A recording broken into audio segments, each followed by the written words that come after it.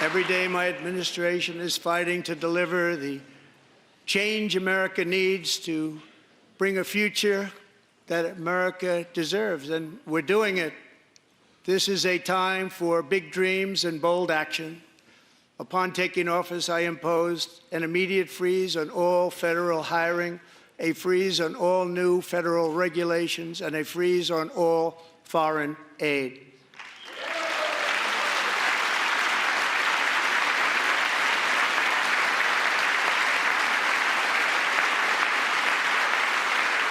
I terminated the ridiculous Green New Scam.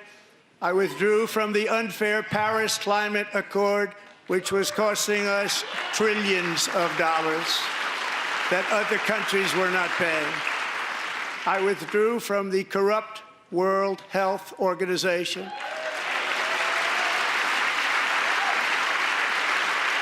And I also withdrew from the anti-American UN Human Rights Council.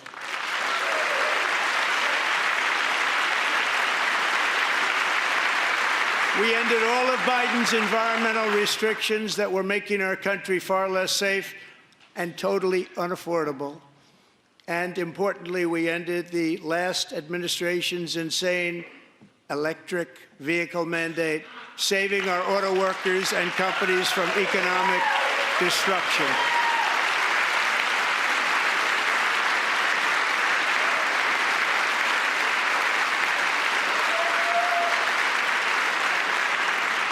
To unshackle our economy, I have directed that for every one new regulation, 10 old regulations must be eliminated, just like I did in my very successful first term.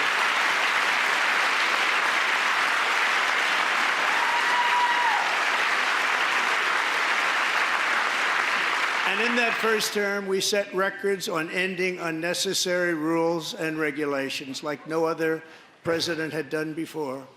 We ordered all federal workers to return to the office. They will either show up for work in person or be removed from their job.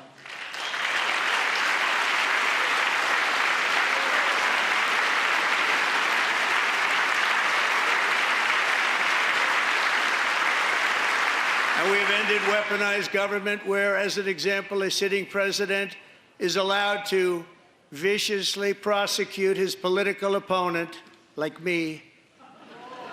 How did that work out? Not too good. Not too good.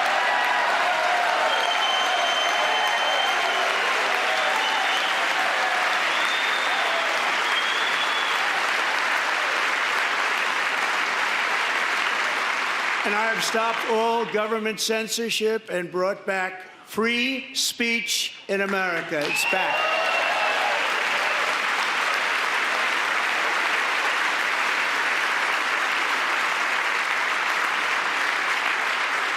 And 2 days ago, I signed an order making English the official language of the United States of America.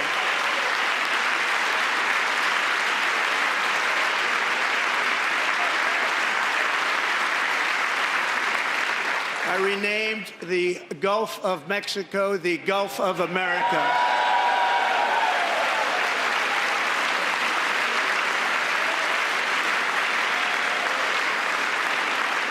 And likewise, I renamed, for a great president, William McKinley, Mount McKinley again. Beautiful Alaska. We love Alaska. We've ended the tyranny of so-called diversity, equity, and inclusion policies all across the entire federal government and indeed the private sector and our military. And our country will be woke no longer.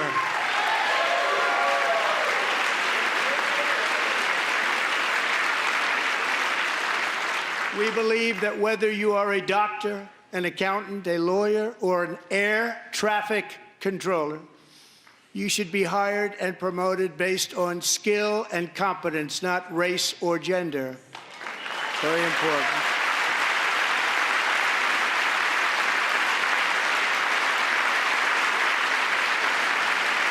You should be hired based on merit. And the Supreme Court, in a brave and very powerful decision, has allowed us to do so. Thank you. Thank you very much. Thank you. We have removed the poison of critical race theory from our public schools, and I signed an order making it the official policy of the United States government that there are only two genders, male and female.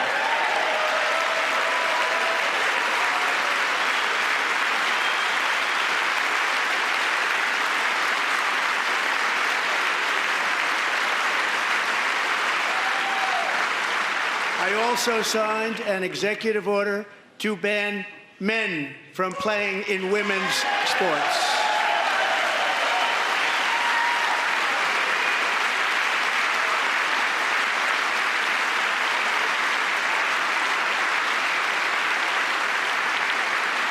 Three years ago, Peyton McNabb was an all-star high school athlete, one of the best, preparing for a future in college sports. But when her girls' volleyball match was invaded by a male, he smashed the ball so hard in Peyton's face, causing traumatic brain injury, partially paralyzing her right side and ending her athletic career. It was a shot like she's never seen before. She's never seen anything like it. Peyton is here tonight in the gallery, and Peyton, from now on, schools will kick the men off the girls' team, or they will lose all federal funding.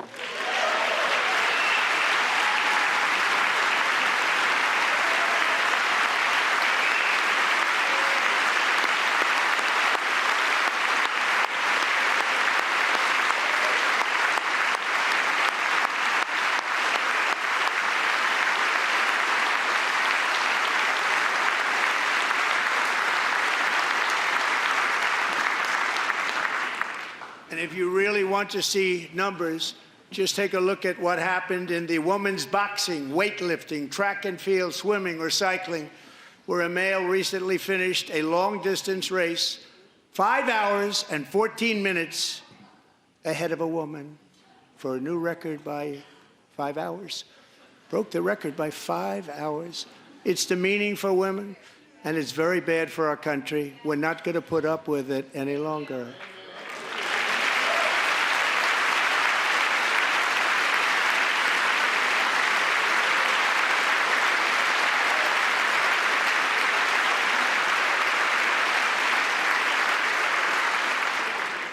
What I have just described is only a small fraction of the common sense revolution that is now, because of us, sweeping the entire world.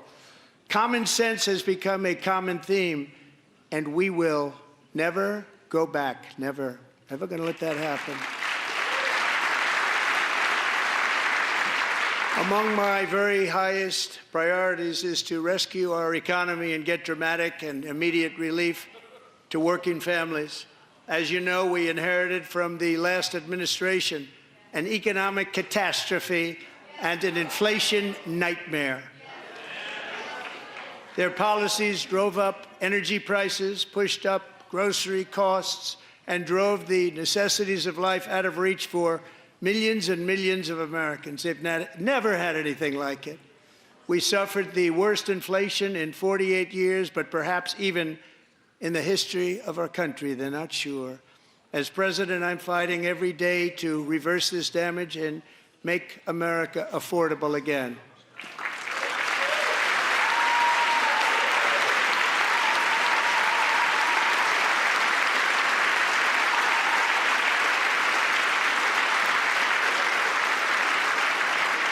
Joe Biden especially let the price of eggs get out of control.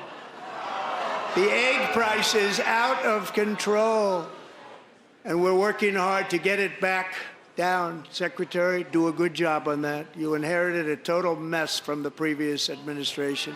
Do a good job.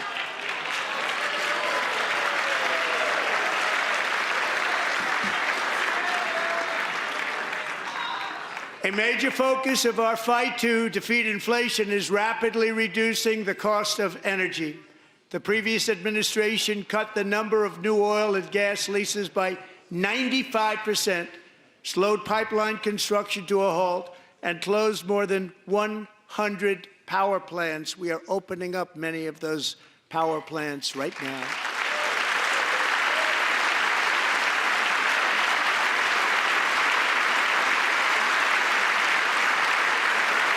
And frankly, we have never seen anything like it. That's why on my first day in office, I declared a national energy emergency. As you've heard me say many times, we have more liquid gold under our feet than any nation on earth, and by far. And now I fully authorize the most talented team ever assembled to go and get it. It's called Drill, Baby, Drill.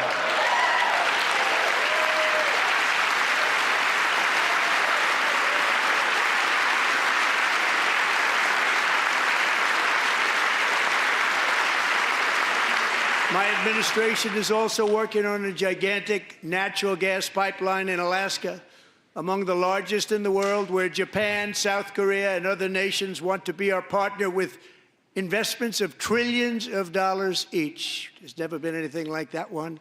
It will be truly spectacular. It's all set to go. The permitting is gotten. And later this week, I will also take historic action to dramatically expand production of critical minerals and rare earths here in the USA.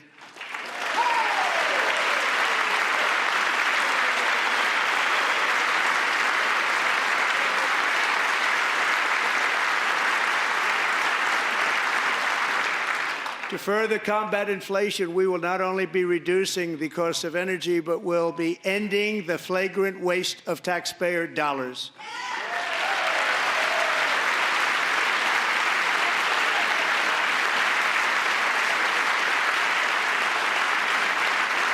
And to that end, I have created the brand new Department of Government Efficiency, DOGE.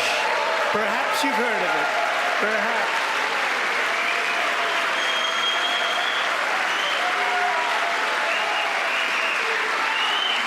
Which is headed by Elon Musk, who is in the gallery tonight.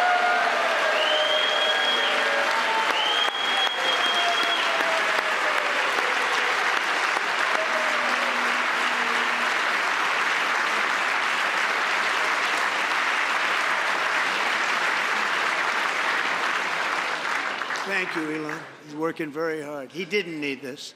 He didn't need this. Thank you very much. We appreciate it. Everybody here, even this side, appreciates it, I believe. They just don't want to admit that. Just listen to some of the appalling waste we have already identified. $22 billion from HHS to provide free housing and cars for illegal aliens. $45 million for diversity, equity, and inclusion scholarships in Burma. $40 million to improve the social and economic inclusion of sedentary migrants. Nobody knows what that is. $8 million to promote LGBTQI+ in the African nation of Lesotho, which nobody has ever heard of. $60 million for indigenous peoples and Afro-Colombian empowerment in Central America. $60 million. $8 million for making mice transgender. This is real.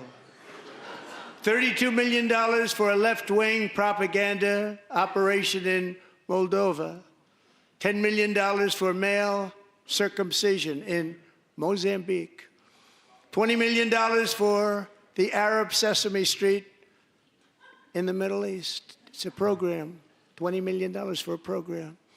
$1.9 billion to recently created Decarbonization of Homes Committee, headed up, and we know she's involved. Just at the last moment, the money was passed over by a woman named Stacey Abrams. Have you ever heard of her? A $3.5 million consulting contract for lavish fish monitoring.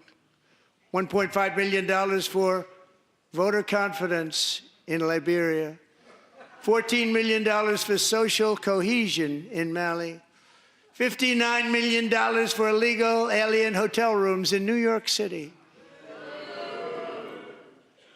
He's a real estate developer. He's done very well. $250,000 to increase vegan local climate action innovation in Zambia. $42 million for social and behavior change in Uganda. $14 million for improving public procurement in Serbia. $47 million for improving learning outcomes in Asia. Asia's doing very well with learning. We know what we're doing. We should use it ourselves.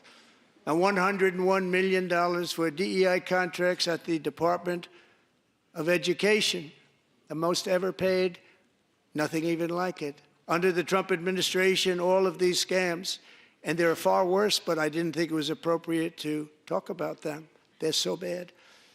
Many more have been found out and exposed and swiftly terminated by a group of very intelligent, mostly young people, headed up by Elon, and we appreciate it. We found hundreds of billions of dollars of fraud.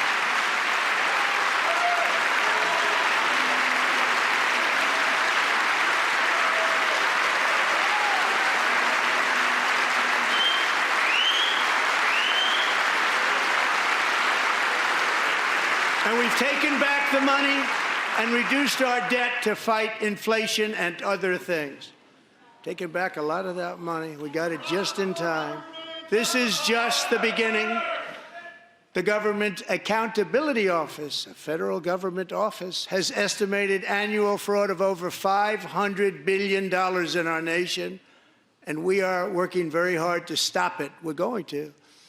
We're also identifying shocking levels of incompetence and probable fraud in the Social Security program for our seniors, and that our seniors and people that we love rely on. Believe it or not, government databases list 4.7 million Social Security members from people aged 100 to 109 years old. It lists 3.6 million people from ages 110 to 119. I don't know any of them. I know some people that are rather elderly, but not quite that elderly. 3.47 million people from ages 120 to 129. 3.9 million people from ages 130 to 139. 3.5 million people from ages 140 to 149. And money is being paid to many of them, and we're searching right now. In fact, Pam, good luck. Good luck. You're going to find it. But a lot of money is paid out to people because it just keeps getting paid, and nobody does, and it really hurts Social Security and hurts our country. 1.3 million people from ages 150 to 159, and over 130,000 people, according to the Social Security databases, are age over 160 years old. We have a healthier country than I thought, Bobby.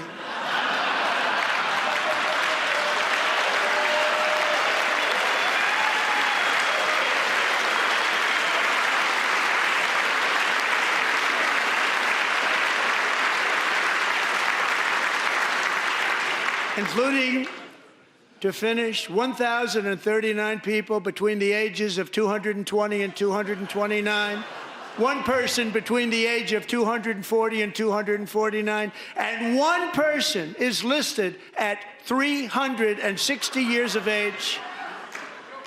More than 100 years older than our country. But we're going to find out where that money's going, and it's not going to be pretty. By slashing all of the fraud, waste, and theft we can find, we will defeat inflation, bring down mortgage rates, lower car payments, and grocery prices, protect our seniors, and put more money in the pockets of American families.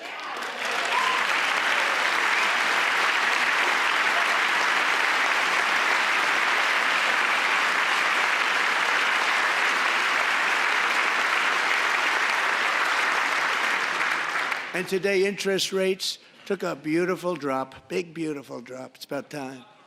And in the near future, I want to do what has not been done in 24 years, balance the federal budget. We're going to balance it.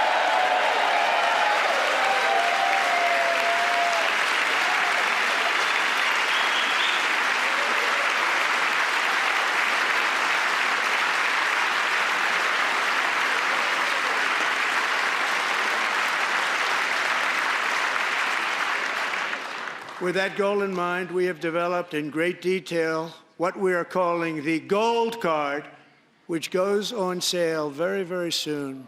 For $5 million, we will allow the most successful job-creating people from all over the world to buy a path to U.S. citizenship. It's like the green card, but better and more sophisticated.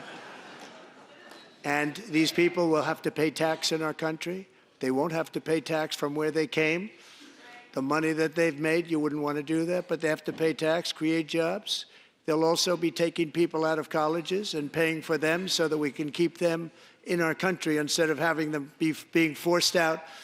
Number one, at the top school, as an example, being forced out and not being allowed to stay and create tremendous numbers of jobs and great success for a company out there. So while we take out the criminals, killers, traffickers, and child predators who are allowed to enter our country under the open border policy of these people, the Democrats, the Biden administration, the open border insane policies that you've allowed to destroy our country, we will now bring in brilliant, hardworking, job-creating people.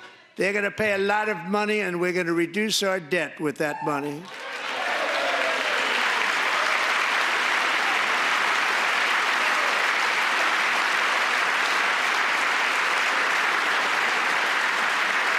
Americans have given us a mandate for bold and profound change. In nearly 100 years, the federal bureaucracy has grown until it has crushed our freedoms, ballooned our deficits, and held back America's potential in every possible way. The nation founded by pioneers and risk-takers now drowns under millions and millions of pages of regulations and debt. Approvals that should take 10 days to get instead take 10 years, 15 years, and even 20 years before you're rejected. Meanwhile, we have hundreds of thousands of federal workers who have not been showing up to work. My administration will reclaim power from this unaccountable bureaucracy, and we will restore true democracy to America again.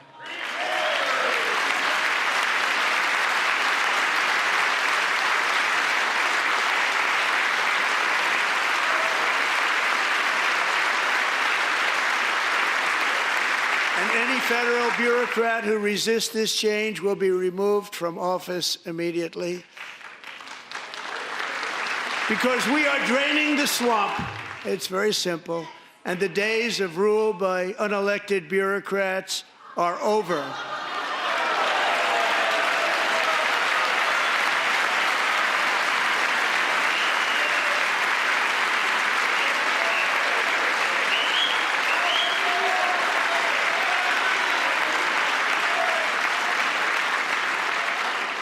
And the next phase of our plan to deliver the greatest economy in history is for this Congress to pass tax cuts for everybody. They're in there. They're waiting for you to vote.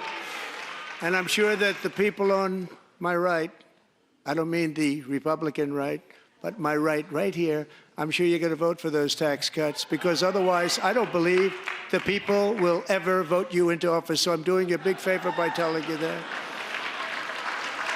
But I know this group is going to be voting for the tax.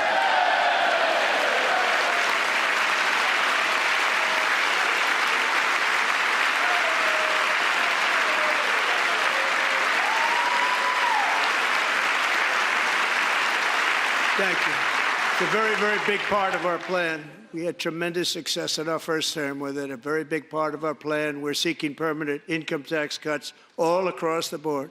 And to get urgently needed relief to Americans hit especially hard by inflation, I'm calling for no tax on tips, no tax on overtime, and no tax on Social Security benefits for our great seniors.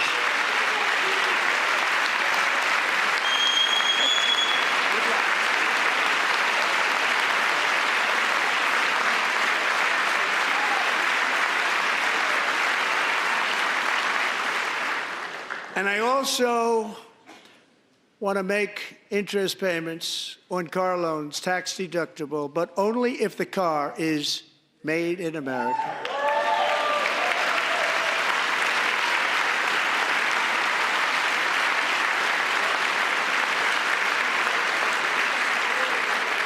And by the way, we're going to have growth in the auto industry like nobody's ever seen. Plants are opening up all over the place. Deals are being made. Never seen. That's a combination of the election win and tariffs. It's a beautiful word, isn't it? That, along with our other policies, will allow our auto industry to absolutely boom. It's going to boom.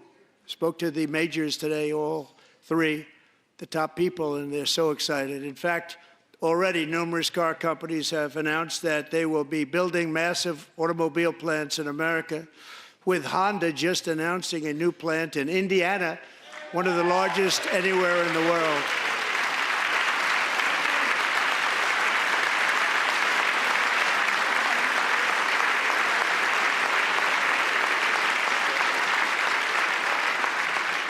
And this has taken place since our great victory on November 5th, a date which will hopefully go down as one of the most important in the history of our country.